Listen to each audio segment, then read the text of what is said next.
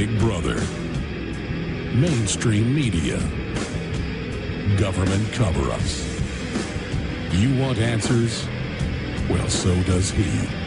Live from Austin, Texas, broadcasting worldwide, it's Alex Jones.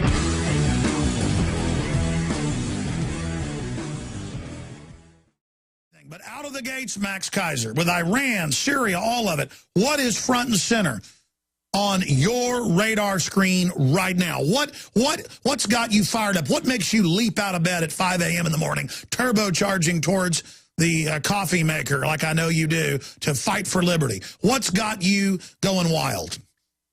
First of all, what is a psychotronic weapon? That's what I want to know. It's just electronic, ultra-low frequency, high frequency, different combinations that can make you sick, make you happy, make you aroused. They've had them for more than 60 years. Different wavelengths that affect the brain chemistry. Yeah, because I know they have those laser sound now, where they can pinpoint an individual with a sound from 100 yards away. It projects into the middle ear, yes. Yeah, that's a patent in the 40s. Yes, they have that, but now they're moving just to frequencies that are broadcast through the cell towers. On record, DARPA admits this, that can affect mood, but details remain classified, Max. Kind of like the White House Science Czar admits they're spraying stuff in the air, but details are classified, Max. You don't need to know about that. Oh, did you see that in the United Kingdom that there was a case with the Rothschilds where somebody called the Rothschilds a puppet master, and the courts in the UK said this is not libelous, that in fact the Rothschilds, you can call them puppet master. This was just broken in the UK press like 2 days ago. You probably already covered it.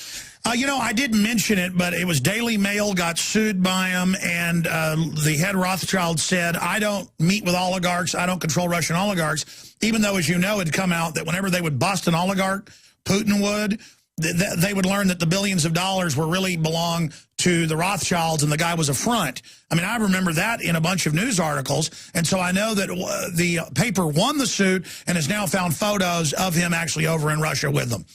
Yeah, so Stacy, of course, my companion, girlfriend, and Valentine Day lover, immediately said, "Oh, there, Alex Jones is right again."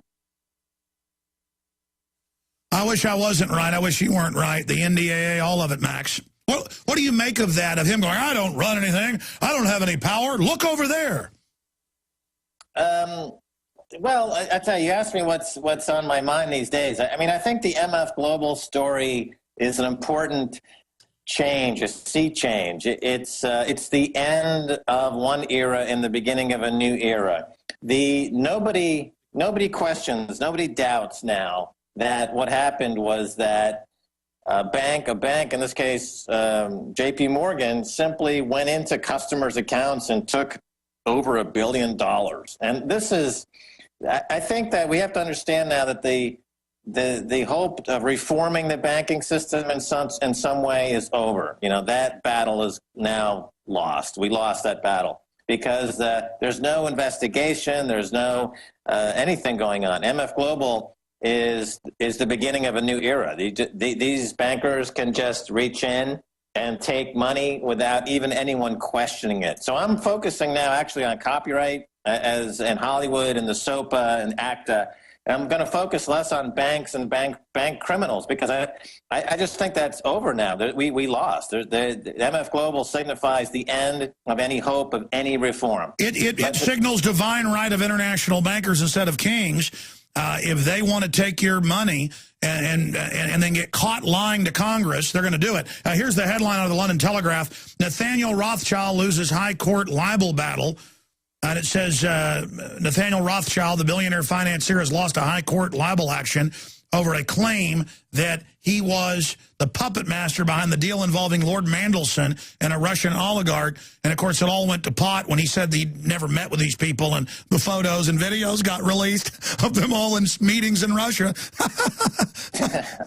Yeah, so there you go. So that now can be the so-called conspiracy theory relating to that family is now a conspiracy fact.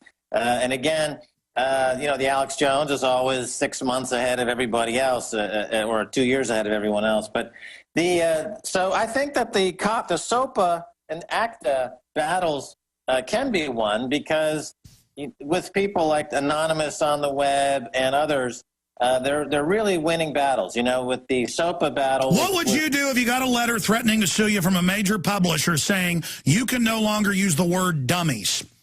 Well, Facebook is trying to trademark the word face to give you an idea of how crazy this is getting. Yeah, in fact, News Corp, didn't they sue Skype because it has the word sky in it? I mean, now it's like pick a word out of another word. I mean, it's just reached cartoon level.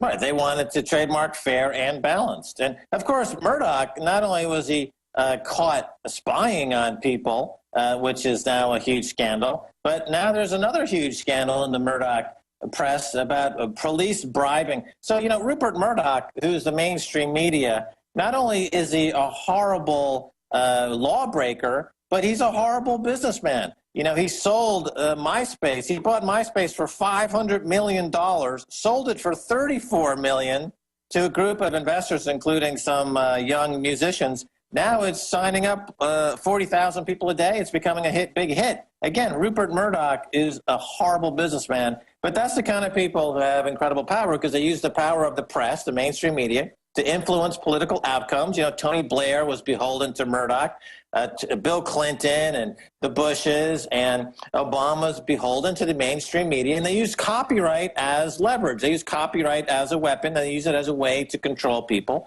And I think this is a battle that can be won because the hackers and the pirates and the anonymous group have always proven to be one step ahead. And when they win the battle is when, of course, Wikipedia went dark for a day, and suddenly people understood that there was an opposing force against this copyright legislation, and they immediately backed down. Yeah, but even the trademark rule doesn't mean that a journalist or someone can't. I mean, if you trademark the word Titanic, I can still write about the Titanic. They're even claiming you can't even say the word. That's like when McDonald's 15 years ago sued the McDonald family of Scotland, who's royal, who owns a castle, because they had a castle farm and a castle pub that for 1,000 years plus had sold beer and cheese. And they said, you can't call it McDonald's pub. Yeah, or I just read that Warner Brothers is suing Disney over The Wizard of Oz because the book mentions red slippers and the does not, and the movie does, and they can't make a remake because the book is on copyright and the movie is off, and it just goes back and forth. And they're using copyright, as you point out, to control language in an insidious manner that's creeping into our civil liberties in a way that's just completely unconscionable. We'll be back, absolutely. I want to get back with Max Kaiser into this open globalist assault on free speech. You got Twitter, Facebook, Google. Every day I see 3 or 4 articles, I know you're seeing them as well, where they say, oh, we're going to comply with this government or that. If people are saying where speed traps are on Twitter, we're going to block them. If people are criticizing the Indonesian government, we're going to ban them. Yeah, we're going to, Google's going to take down or block videos that the U.S. government says are critical of the government. And now documents have come out that Big Sis is spying on the Drudge Report and others, and to track people that are criticizing the government because that hurts their capability to protect us. We've got to enslave you to protect you. I want to get back into that, Max, but in this short segment, what does it signify? Because this was my concern. If they can now say at MF Global, we're going to go ahead and keep your money. Yes, it's illegal. And yes, we did lie. And the head of the CF, the Chicago Mercantile Exchange, CME, comes out and says Corzine lied. He did order the money transferred, obviously, and the mainstream media acts like they don't know where it went, even though Forbes reported where it went months ago. I can hardly talk. There's so many points I want to make. And now they just get away with it. What does that signify, Max? Well, it signifies a complete abrogation of the rule of law.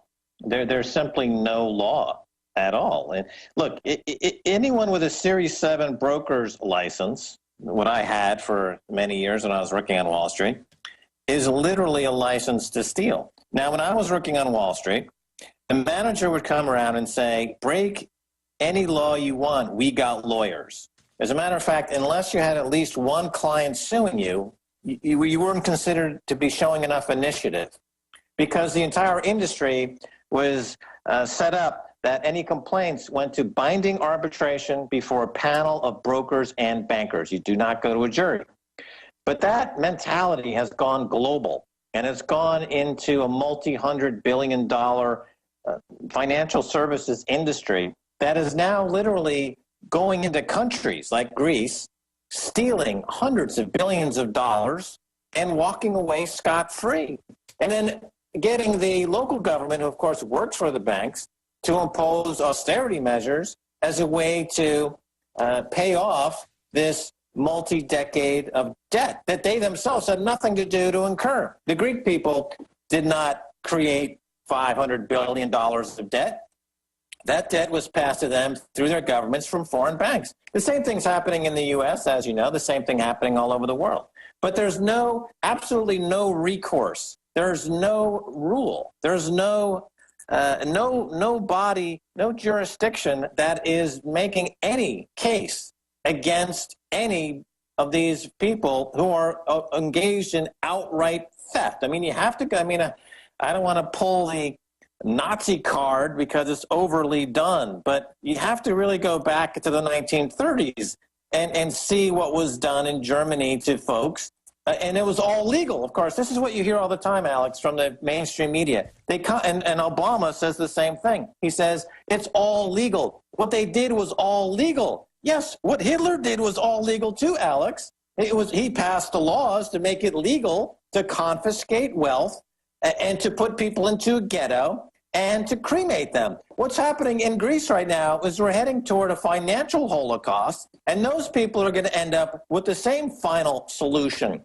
And the bankers at Davos will say, well, this is great because this is the deflation we need to offset the inflation of all our money printing.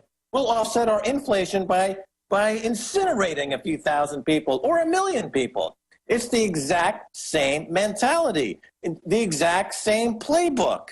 It's happening again, and there's nobody standing up to it. And of course, if in the case of, let's say, and you make this point all the time, in the United States, of course, if it's not the Super Bowl one weekend or the Academy Awards the next weekend, or, mass sobbing over the death of Whitney Houston on any given day, there's no space in the nightly news other than your news where people are talking about the fact that there is a holocaust, a financial holocaust happening in Greece right now. That's not discussed. So that means that the people in the United States who don't talk about this are, by extension, participating in it. But they are ameliorated with the entertainment value and the ultra-cheap food and the ultra-cheap energy that's still available in the U.S. And so then it's just not talked about. But as I said, I think we're in a new era now because there's absolutely no pushback at all against. And that's my next question when we come back and then get into other news and go to calls, Max Kaiser. What's coming next? I mean, if they can get away with anything, sticking their hands down our pants, stealing our bank accounts, lying to Congress, shipping guns to Mexico to blame the Second Amendment, putting toxic poison in the water, what's coming next?